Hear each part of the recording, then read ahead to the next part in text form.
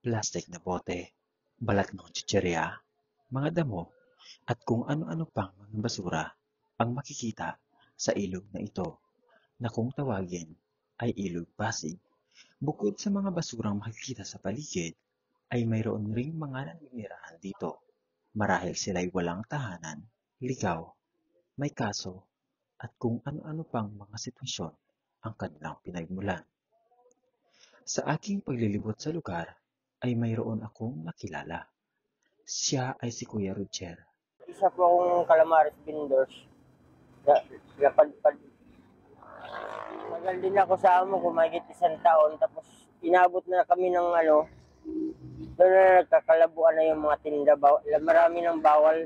Bawal ang magtrabaho, bawal lumabas. Bawal lahat. Simula ng Kaya napadpad kami dito sa bali 6 years ago na kami dito nakatira. Simula nung pandemic, nagkalitsi-litsi yung buhay namin. Kagawa ng ninanakaw nga yung mga papel namin. Mga ID, mga birth certificate. Kasi sa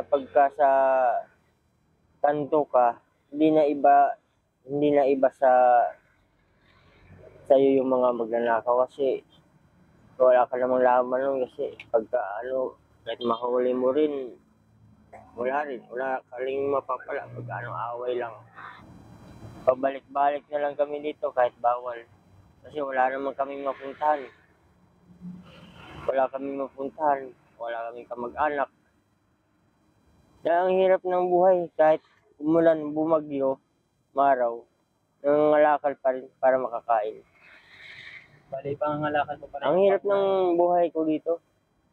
Kaya kung angas-angasan ka dito, hindi ka na lang laban kasi kung gusto mong magtagal dito, tahimik ka na lang, iwas ka na lang sa gulo. Ang maaarit maiwasan, iwasan mo na. Para hindi ka pa, kasi, pag-away ka ng away, lipat ka ng lipat, hindi maganda yung takbo ng buhay mo pag lipat ka ng lipat. Lalo ka lang mapapasama. The Pandemic Survivor ang pangalan namin dito sa lugar na to. Yan nga, tanim ko yan,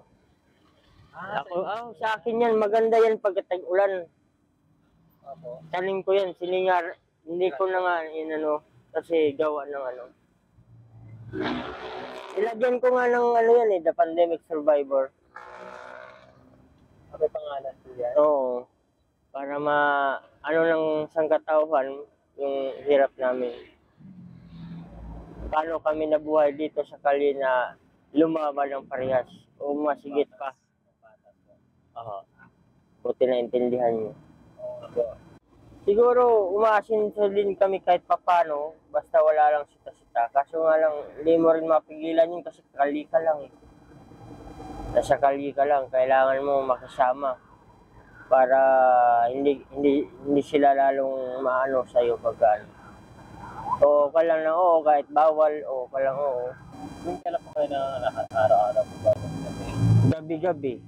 Minsan sa isang linggo magpahinga din ako kasi lakad lang kasi sa akin. Parang mano-mano lang.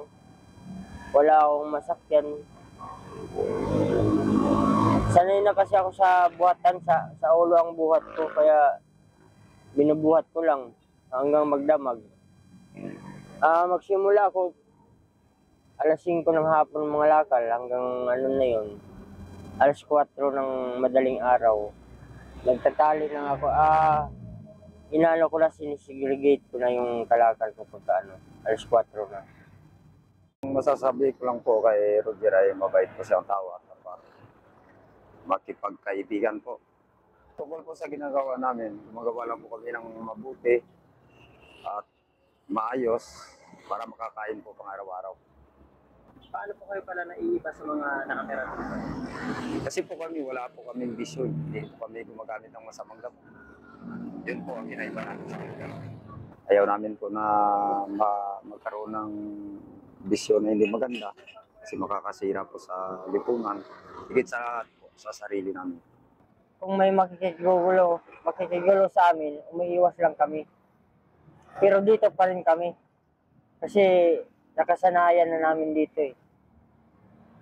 Istriktuhin man kami o hindi, dito pa rin kami. Hindi naman magparehas ang tao eh, may nakaintindi, mayroong hindi. Kaya, mas mabuti pa, magpakabait ka na lang para magpakumbaba ka na lang. Kung gusto mong tumagal dito. Gaya ng patuloy na pag-agos ng Ilog Pasig, ay ganoon rin ang pagbuhos sa paniniwalang makakaahon sa kahirapan si Kuya Roger. Pinatunayan niya na sa kabila ng hirap ng kanyang kalagayan ay hindi ito magiging dahilan upang gumawa ng masama.